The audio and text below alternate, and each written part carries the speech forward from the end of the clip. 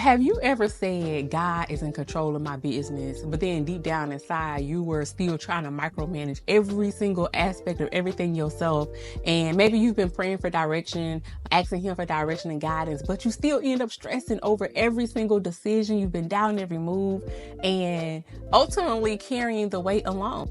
And you try to spiritualize it and be like, well, I'm just trying to make sure that everything is perfect before I launch and all the excuses, right? But at the end of the day, what you're really doing is trying to act like the CEO and treating God as if he's a consultant that you go to when things go wrong.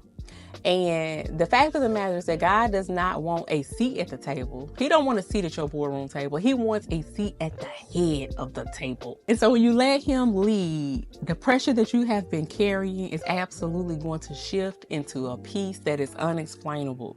And so in this video, I'm going to be walking you through the steps on how you can let God be the CEO of your business and your life. Because when you move from striving, from trying to strive for all the things, and you move into surrender, things are absolutely going to change for you.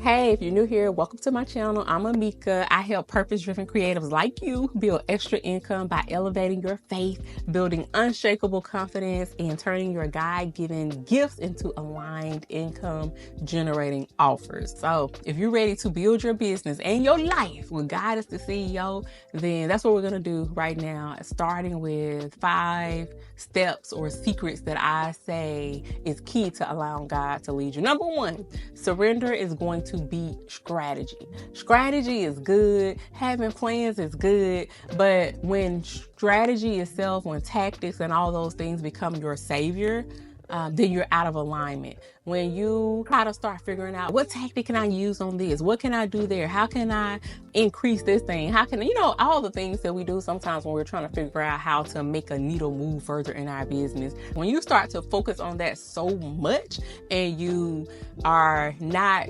seeking God and getting strategy directly from him, but you're mostly looking at strategies and tactics of the world, that's how you know that you're out of alignment. And you're going to hit a stumbling block or a roadblock sooner than later. Because absolutely God does lead through strategy, but he don't allow you to skip surrender. You have to be fully surrendered. You can have a 5-year plan. You can have all the things, but then you can also be one yes away from detouring your destiny just because you took a track or a path that he didn't intend for you to take, just because you're following strategy. And so you have to focus on surrender. Number 1, if you know that surrender is greater than strategy, then drop in the comments surrender over strategy, because it is time for you to release control in the area of your life and submit it to him. Number 2, obedience over optics or what it looks like. God is not impressed by the pretty curated feeds on Instagram, TikTok, all the things. You know how we want things to kind of sometimes look perfect aesthetically and all of that. I mean, that's good and it has its place, but that it doesn't take over obedience. What did God call you to do? Are you being obedient to the call that he has on your life, specifically in your business? He's looking for people with obedient hearts to lead with the things that he gives us. And so sometimes the thing that God gives you is not going to make sense.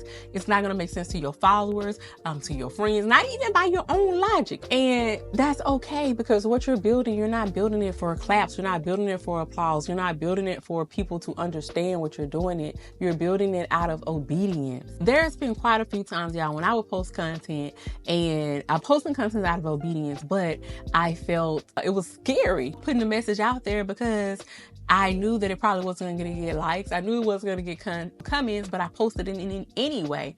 And so you have to be okay with looking crazy or silly with whatever God gives you to do in your businesses. Like, all of our businesses are different, but at the end of the day, our businesses are for kingdom impact, is to impact people. We're serving people through the solutions that we bring to the market. And sometimes you may have to post things that don't make sense, and you cannot allow your ego to get in the way of thinking that however people perceive you, or if they're gonna like the thing, right?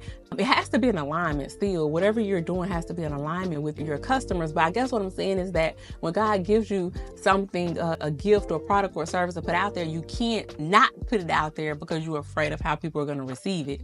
Because the people who are meant to receive it, they're going to be lined up and waiting for you anyway. Your messaging and how you speak to them is going to attract them. But there's still, like I said, it's going to come a time where it feels scary and you have to do it anyway. You have to trust that God, being your CEO, he didn't download the thing in you for no reason, right? And so it's up to you to be obedient and say, okay, this may, I feel the tension, I feel the friction, but I'm going to do it anyway because I value obedience over optics and what it looked like to people. Number 3 is that divine provision follows divine vision. When God is the CEO of your life, provision is his responsibility. How amazing to know that provision is his responsibility and that you don't have to do that part of it. You just gotta stay true to the vision that he gave you, be obedient to that. And when you step into that, when he see you being faithful and moving over that, then you don't gotta worry about the how and how is this gonna happen and when is this gonna happen and when is gonna be my time, because he's gonna align it. He's gonna allow those things to happen naturally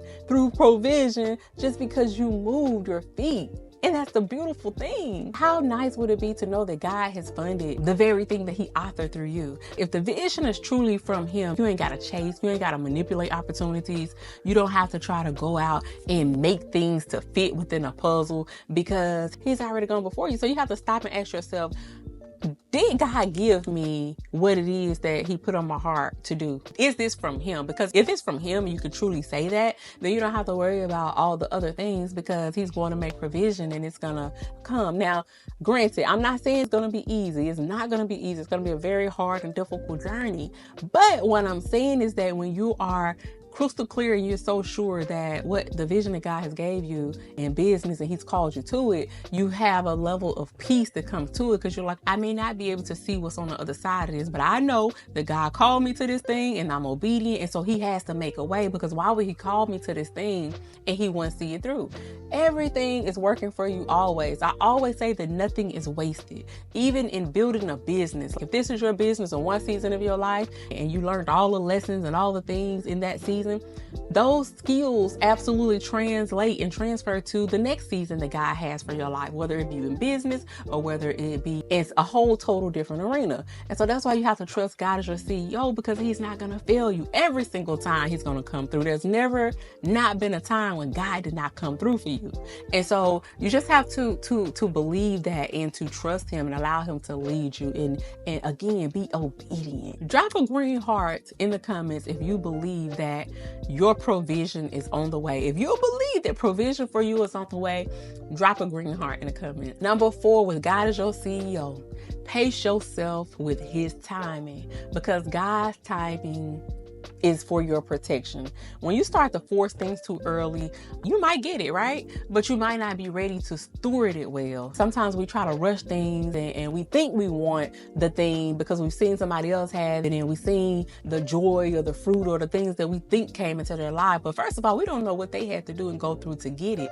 But then also, we have to go through our own pruning process. We have to go through our own story, our own valleys, our own journey to get to where we need to get to. Because if you get it out of season or if you get it prematurely, you may not know how to steward that thing well. And that's what life and business is all about. Being good stewards over the things that God has called us to. And so when I think about lottery winners, what happens most of the time when people win this insane amount of money? Many times you hear of lottery winners, somebody, let's say if they were just working a job, they hadn't had financial education, maybe they were financially illiterate, which we all have been at some point of our life. And most of us still are. We're learning day by day how to manage finances and be better financial stewards, right? But let's just say a person wins a whole buttload of money. Many times those stories end up in saying they've lost all their money, they've went bankrupt, they don't have the same amount of money anymore after a short amount of time. Why? Because they got the winnings prematurely, before they properly knew how to steward it, before they got the financial education, before they started learning about maybe Roth IRAs and life insurance policies and how they can, turn their money into additional, what's the interest and all that type of stuff. Or maybe they just basically lack the financial education. And so when they get a whole bunch of money, what do? They go and spend it frivolously on houses and cars and taking care of other people and not having a plan in place. And so that's how they waste that wealth that they have come into. And so just think about that when you start to say, oh God, I wish this, I want this, I want this, I want this. Sometimes, he's protecting you by not giving you that thing that you think you want because he knows you're not ready for it. I'm in year seven of business, and there's a lot of things now that I'm grateful did not happen earlier on in business because I wasn't mentally prepared. I wasn't financially prepared. Like, I didn't have the certain amount of education that I have now in the beginning, which is helpful now. And so that's why I think it's so important. Yes, we can write the vision and make it plain, and we can have these big goals and desires for ourselves. But this is why it's so important to allow God to be the CEO, because he's never going to steer us wrong. He sees the road and what's ahead of us before we get there. And that's why he properly prepares us. And so don't rush the process. Submit yourself and surrender fully to him and trust that he's going to lead you down the path that you need to be led down in the right time and season for you. Don't discount that. I'm telling you, there's a time and season for a reason. Everything is made beautiful and good and healthy and whole in the season. But don't try to skip out on the process, because honestly, that's where, when the pruning happened and all of that, that's where you're being built. That's when you're being made. So then when you do get to the finish line on the other side, you're so much more appreciative. Number one, you're a lot more grateful and you know what to do. You're able to steward well to the point where it's not going to benefit just you, but everybody around you, everybody attached to you, all the people, right? And so just be very prayerful in this step of it and allow God to fully lead you. And also when you move in God's time and what you birth is going to be blessed. Like, rushing things just leads to burnout, it leads to exhaustion, it leads to overwhelm, it leads to overextension. But when you wait on God, that is what's going to lead to expansion. Number 5, faith is one of the best marketing plans. When I say faith, and I don't mean the woo-woo, what I mean by faith, I mean true faith, your heart posture, how you show up in the marketplace and in your business. With you may be somebody who started with little resources, but you're taking people along the journey and showing them how you're building in the process and how you're trusting God. And with them seeing you do things the way you're doing, it gives them hope and it gives them the strength to believe that God can do it for them too. And so faith being your marketing plan just means showing up fully, authentically, wholly you, and trusting that God is leading you and guiding you and allowing people to see that. You don't have to skimp out on that part. Lead fully with who you are. That's the whole thing. Like, showing up as, I think, under authenticity and being who you are is so estimated, but faith is a big part of that, because faith is not going to look the same for me as it do for you. How you show up in the marketplace and how you show up in your business leading with your faith is going to look so different, but the whole central core ideal is that you're leading with faith. And when you lead with faith, it pleases God. We know that having faith pleases God, and with him as your CEO, how amazing is it to know that you're trusting and you're showing up every day trusting fully in him and allowing him to just really step in and steer the wheel of your ship. Right? Yes, strategies matter. Excellence matters. All those things matter. But faith shines through and through and through in your brand, because it's leaving an imprint on your business that can't no algorithm block, can't nothing shake it, because it's just showing up whole. It's showing up vulnerable, and it's showing up real. And that's how you create impact, right? You're planting seeds in hearts, and you're serving solutions to your customers and to the people who need them, and you're doing it all by faith. So if you're committed to fueling your future and your business and all the things by faith, comment faith first in the comment. Before we dive deeper, I also want to dismantle some of the lies that keep us from fully trusting in God in our businesses and in our lives. Number one, we think, if I don't have control over everything, it's going to fall apart. Like, we're thinking that we're the ultimate person in control, but your striving cannot produce what God's favor can accomplish. Think about all the times you've tried to make something work and you forced it and you thought you had the answer, and how tired and exhausting you became because you're like, okay, I got this, when you know you should be going to him drawing your strength. But for some kind of reason we lose our way and say, okay, I think I can do this, right? And then you just hitting your head against the wall, and then you get tired, and now you're fed up, and you're like, okay, God, I need you now, right? But how much more easier would it be if we just allow him and, go to him first and allow him to give us all the things that we need, instead of trying to think that we have, ignorantly think that we got the power to come up with the solutions and the strategies and fix things ourselves. Because if that was the case, we wouldn't need him to begin with. Why not just be the full CEO of our life? But we need him. That's why we're asking him and partnering with him to be the CEO of our life. And so we have to stop thinking that we can fix things on our own, because we cannot. The first step is awareness.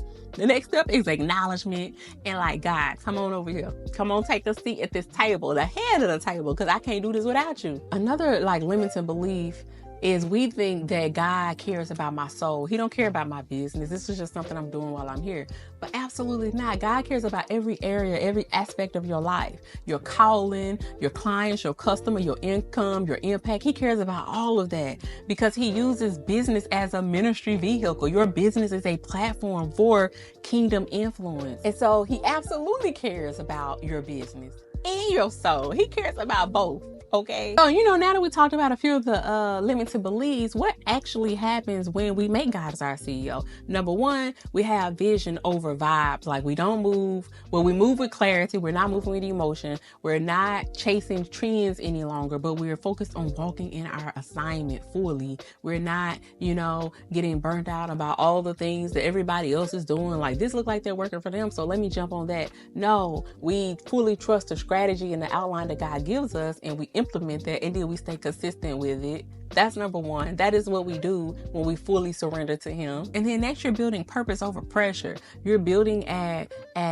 God's pace. You're not building at the hustle culture demand and just feeling like you have to rush things in the process, because you're realizing that any delays that happen in your life and your business is not a denial of the fruit, right? But it's just a preparation. It's a protection. It's something that God has intentionally put in place because it's to help you. And so when you realize that it's all purpose, then you'll start to show up differently. You'll see differently. You'll steward differently, because you know that your track may not be like everybody else's. Purpose, I was saying in one of my other videos, one thing that people don't tell you about purpose, they tell you, oh, we asked the question, how do I get purpose? How do I find my purpose? But nobody honestly tell you that when you do find your purpose, it's not going to come with ease. It doesn't flow in the way that you probably envision, because many times it's going to come with opposition. It's going to come with, you asking God, dang, did you really call me to this thing? It's going to come with the valleys. It's not going to always be peaks and things like that. But when you're building with purpose, you don't have the pressure to perform or to be out of character, to be anybody else, because you know that you're building this thing with the plan and the purpose that God has over your life. And then obedience over outcome. You recognize that your success is not measured by only numbers, right? Your success is actually measured by your faithfulness and how you show up, and you trust that the seeds that you're planting, the seeds that God has entrusted you to plant, that they're going to eventually bring a harvest in his timing and in his season, because you're doing what he has destined for you to do. So those are some of the things that happen when you make God the CEO of your life, and that should make you want to partner with him right now. If you want to partner with God as a CEO of your life, and you know that you can't do this without him, comment CEO below. So real quick, here's how to practically make God your CEO in a few steps. Number one, start every day with a CEO meeting. Spend quiet time with God. Ask him, what's the vision for today? How are you leading me? How are you guiding me for today? What is the strategy? Ask him. That's all you got to do, is just meditate and ask him. Invite him into your day. Number two, submit your plans and then move. Create a plan. Have a plan for the week, for the month if you want to, but hold it loosely. And once you have your plans laid out, then invite the Holy Spirit in and ask him, reroute me where I need to go if I'm off track. If I'm on track, solidify that thing, confirm that thing, and we're going to run with it. But if you need to move some things around, I invite you in to do that. You're showing him that you're giving him free reign and full control, and that you're not so stuck on your way, like your way or no way, you know, and you're inviting him in. That makes a atmosphere to where it gives you more peace, and it gives you more confidence in the process, because you know that at any given time that he's gonna come in and fill the gaps to where you lack. Number 3 is trust God's timing over your timeline. Be diligent, do the work, but don't panic when you step into delays or when things come in your path that you weren't prepared for. God's yes, his no, his not yet is always for your good. And so don't get sidetracked or allow the noise, all of the noise in your head and in the world to get you off track. Just know that if you trust his timeline, then you will never be off course. Number 4 is keep your heart pure with success. Like when you obtain success, keep your heart pure. Chase impact, not just income, right? Obedience over optics, we talked about. Purpose over pressure. Like money is a resource, it's not your main source. And so as long as you keep that in mind, you're gonna be good. So this video was way longer than I thought it was gonna be, but I just wanna let you know again that you don't have to hustle your way into your destiny. You don't have to try to figure things all out by yourself. You don't have to sacrifice your soul to succeed in business and in life. Because when you allow God to be your CEO, what you're really doing is stepping into real authority, because at the end of the day, he's going to lead the way, and you won't be building alone. You're going to be building with him. And that's why your business story, your life, your journey, all of that is going to be different than anybody else's, because it's uniquely yours, right? Remember, faith moves, confidence builds, and when you allow God to lead your life, growth is absolutely inevitable, not just in business, but most importantly in your entire life. Keep the faith, bet on you, because God already did.